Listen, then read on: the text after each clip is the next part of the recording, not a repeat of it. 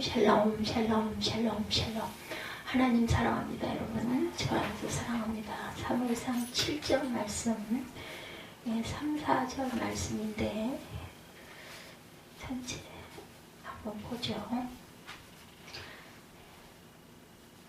그만을 섬기라 이런 제목으로 나와 있습니다. 7장 3, 4절 417페이지.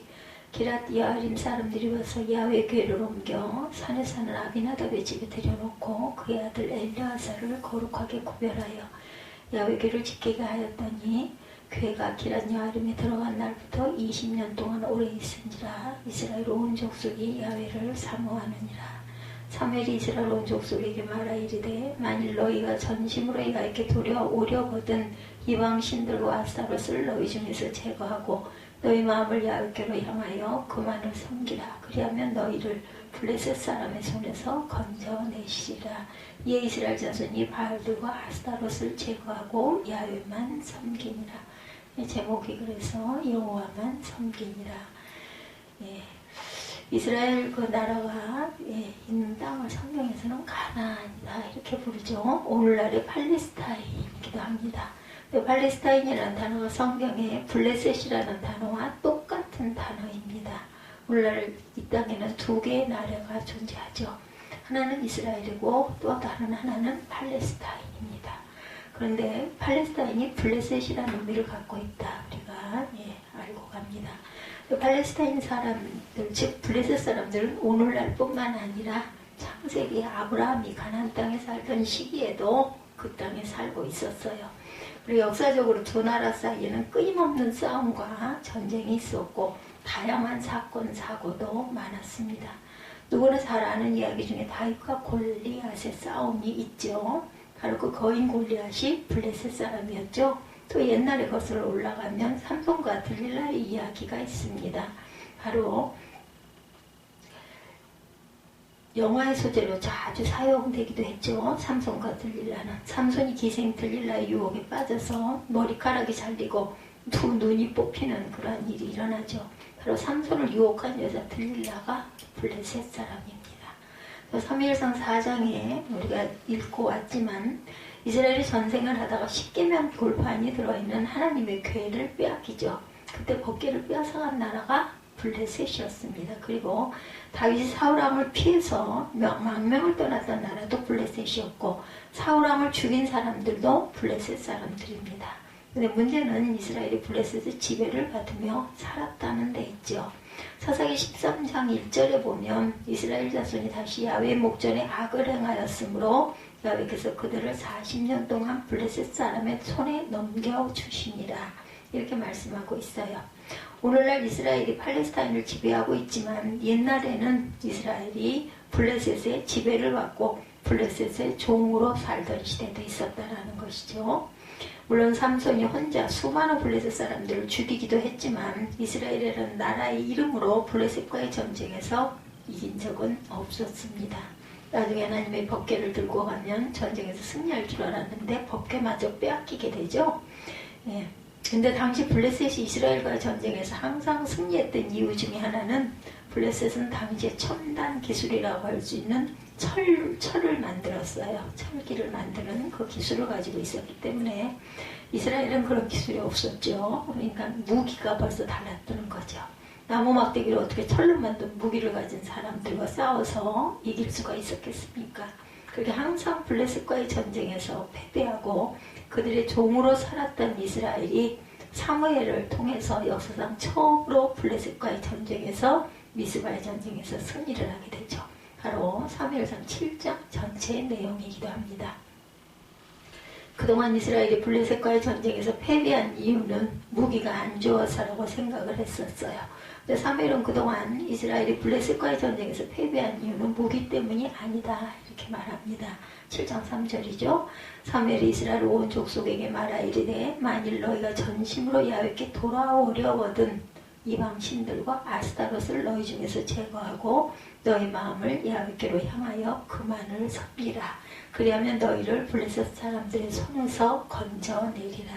이렇게 얘기하고 있어요.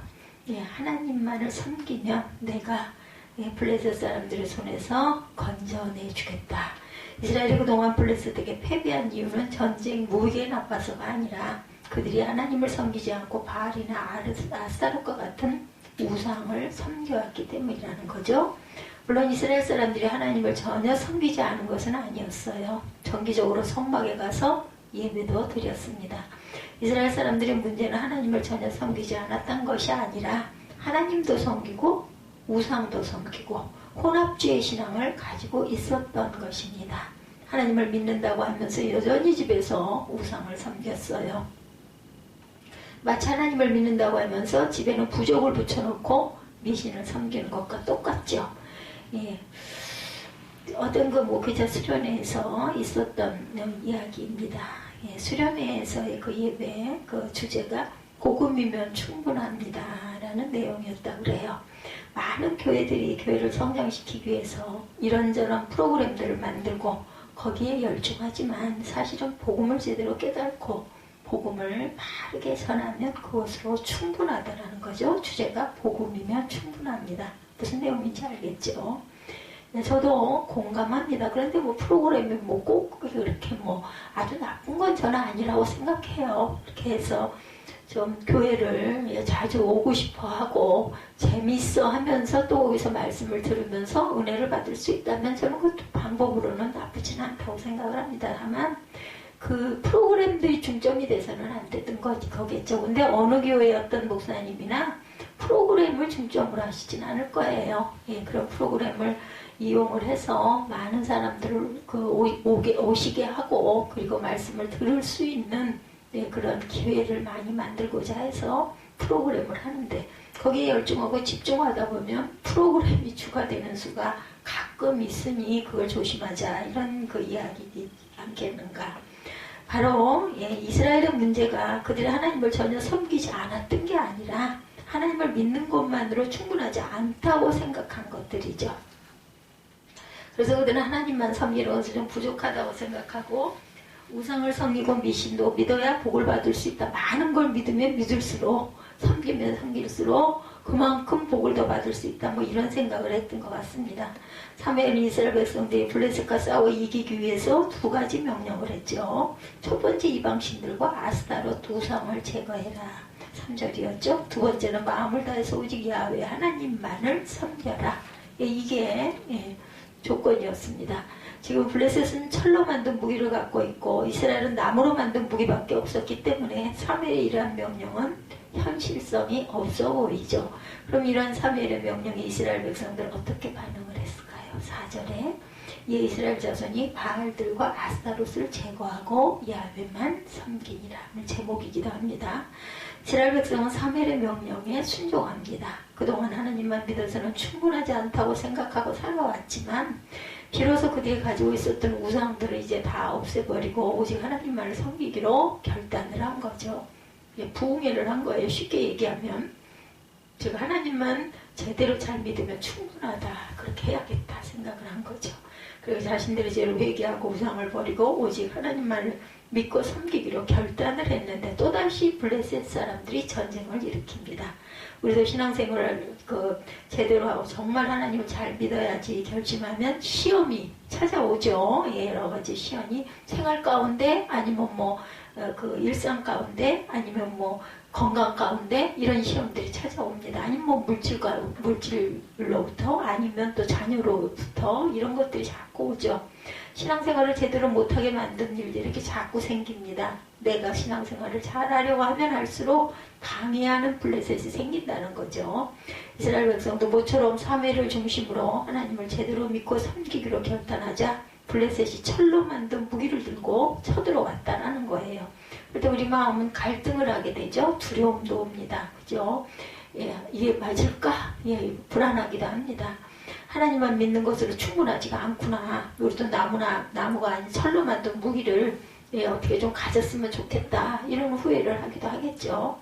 그런 위기의 상황에서 사무엘이 무엇을 했어요? 9절에 보면 사무엘이 젖먹는 어린 양 하나를 가져다 온전한 번제를 야훼께 드리고 이스라엘을 위하여 야훼께 부르짖음에 야훼께서 응답하셨더라. 즉각적으로 응답이 옵니다. 번제 드리고 나니까 지금 블레셋 사람들이 철로 만든 칼을 가지고 쳐들어오는데 사무엘은 뭐 하고 있어요? 제사를 드리고 있는 거예요. 정말 미쳤나봐 이런 생긴 것들을 하겠죠. 예, 칼 갖고 쳐들어오고 있는데 설로 만든 무기는 제일 먼저 번제 제사를 하나님께 드립니다. 번제는 동물 전체를 불러 다 태워서 하나님께 드리는 제사죠. 제가 하나님께 나 자신을 온전히 드리겠다는 헌신의 의미입니다. 블레셋이 쳐들어오는 상황이지만 하나님만 온전히 의지하고 저희는 섬기겠습니다. 이런 결단이죠. 아무리 상황이 위급하고 아무리 다급하다 할지라도 하나님을 섬기는 일을 중단하지 않겠습니다. 그리고 하나님 한 분만으로 충분합니다라는 믿음의 표현이죠. 우리는 가끔 위급하고 다급한 상황이 발생하면 뭐 하나님이고 뭐고 잊어버리죠. 이 사람 저 사람들한테 물어보러 다니고 뭐 법적으로 자신이 없고 하면은 또 변호사를 사기도 하고 고소를 하기도 하고 뭐 이런 일들이 많이 일어나죠. 믿음이 전혀 없는 사람처럼 되어버릴 때가 있어요. 위급하고 막 어떻게 해야 될지 모르겠을 때는 이 사람 저 사람한테 자문을 구하고 또 하나님만 믿는 것으로 부족하다고 생각을 하기도 합니다. 그리고 불안해하고 두려움에 사로잡힙니다. 이스라엘 사람들도 마찬가지예요. 무상을 버리고 하나님만 섬기겠다고 결단을 했지만 막상 칼 들고 쳐들어오니까 두려움과 혼란에 빠지게 되죠. 이때 사무엘은 침착하게 하나님께 헌신의 의미로 번제를 드린 후에 두 번째 하나님께 부르짖어서 간절히 기도합니다. 사람들은 위급하고 다급한 상황이 되면 기도가 필요한데도 기도하지 못합니다. 왜냐하면 하나님만으로 충분하지 않다는 불안과 두려움 때문이겠죠. 그러나 사무엘은 하나님 한 분만으로 충분하다고 믿었기 때문에 기도하죠. 그 결과 10절에 사무엘의 번제를 드릴 때 블레셋 사람이 이스라엘과 싸우려고 가까이 오매 그날에 야훼께서 블레셋 사람에게 큰 우레를 발하여 그들을 어지럽게 하시니 그들이 이스라엘 앞에 패한지라. 처음으로 미스바 전쟁에서 이기게 되는 사건이 오늘 사무엘상 7장 내용입니다. 지금까지 블레셋을 상대로 한 번도 이긴 적이 없었던 이스라엘이 하나님의 도우심으로 승리합니다. 얼마 전에 텍사스에 큰 우박이 내렸다고 그러죠. 수많은 자동차와 집들이 부서졌다고 합니다. 피해액이 수천억 원에 이르렀다고 그래요. 이스라엘은 비록 철로 만든 무기는 없었지만 하나님의 천둥 번개를 내리게 하셔서 처음으로 이스라엘이 블레셋을 이길 수 있었고 블레셋의 지배로부터 블레셋의 종살이로부터 벗어나게 되는 사건이 사무엘상 7장 내용 미스바 전쟁입니다. 근데 왜 이스라엘은 블레셋과 꼭 싸우며 전쟁을 해야 했는가? 그냥 서로 사이좋게 평화조약을 맺고 살아도 좋을 텐데 이스라엘은 블레셋과 전쟁을 한 것이 아니고 이스라엘 주변의 많은 나라들과 전쟁을 했어요. 하나님의 이스라엘 백성이 팔레스타인 땅, 즉 가나안 땅에 들어가게 될 때 신신당부하신 말씀이 있었죠. 레위기 18장 3, 4절입니다. 너희는 너희가 거주하던 애국 땅의 풍속을 따르지 말고 내가 너희를 인도할 가나안 땅의 풍속과 규례도 행하지 말고 너희는 내 법도를 따르고 내 규례를 지켜 그대로 행하라. 나는 너희 하나님 야훼니라. 레위기 18장 3, 4절이에요. 이스라엘 백성이 가나안 땅, 즉 팔레스타인 땅에 들어가게 되면 전쟁을 피할 수 없었던 이유는 그 땅 사람들의 풍속, 문화와 종교가 너무나 타락했기 때문이다. 하나님 이스라엘을 택하신 이유는 거룩하고 정결한 백성을 만들기 위해서였고 그래서 하나님은 이스라엘 백성이 팔레스타인 땅에 들어가면 원주민들이 타락하고 더러운 풍속과 문화와 종교를 절대로 받아들이지 말아라 라고 레위기 18장 3, 4절에 말씀하고 있죠. 너희는 내 법도를 따르며 내 규례를 지켜 그대로 행하라. 나는 너희 하나님 야훼니라. 거주하던 애굽 땅의 풍속을 따르지 말며 너희를 인도할 가나안 땅의 풍속과 규례로 행하지 말아라 이렇게 말씀하셨어요. 이스라엘 백성이 그들과 함께 살면서 점점 그들의 풍속과 문화의 매력에 빠지게 되고 심지어 그들을 믿는 우상까지 섬기게 된 게 문제다. 하나님을 믿는 것만으로 충분하지 않다는 혼합신앙에 빠지게 되었던 거죠. 오늘날 우리도 마찬가지입니다. 우리가 살아가는 이 땅도 하나님의 자녀들이 본받고 따라가서는 안 되는 타락한 문화와 풍속이 넘쳐나고 있죠. 예수님이 이 세상을 두 단어로 요약하십니다. 악하고 음란한 세대. 그리고 물질주의와 과학기술이 발달하면서 이제는 신앙의 필요성을 별로 느끼지 않고 살아가는 사람들이 점점 많아지고 있습니다. 하나님을 믿는 것만으로 이 세상을 살아가는데 충분하지 않다고 생각하고도 살아갑니다. 믿는 사람들조차도. 그래서 오늘날 우리와 우리의 자녀들은 이 세상을 살아가면서 영적인 블레셋의 유혹과 위협을 늘 받고 살아가고 있다는 것. 미국의 자녀 교육을 위해서 이민을 오는 분들이 많이 있었죠. 한동안 이민이 굉장히 유행을 했었죠. 미국의 잘못된 풍속과 문화 때문에 자녀들이 잘못되는 경우들이 또한 엄청 많았다고 합니다. 우리가 이러한 세상에 승리하면서 살아갈 수 있는 방법은 사무엘 때나 지금이나 하나도 차이가 없다라는 것. 우상을 버리고 하나님만 믿고 의지하고 섬기며 살아가야 되겠다. 그리고 하나님을 믿는 믿음이 있으면 충분하다는 확신이 필요하다라는 거죠. 사무엘은 블레셋이 쳐들어올 때 당황하거나 허둥대거나 절대로 흔들리지 않았습니다. 오히려 침착하게 번제를 드리고 헌신을 다짐했고 하나님으로 충분하다고 믿었기 때문에 간절하게 기도에 집중할 수 있었죠. 그리고 마침내 응답도 받고 승리합니다. 하나님은 온 우주 만물을 창조하신 전지전능하고 완전하신 분이시죠. 이러한 하나님만으로 부족하다면 우리는 어디에서도 결코 안전할 수도 만족할 수도 없고 진정한 행복을 누릴 수도 없다는 것.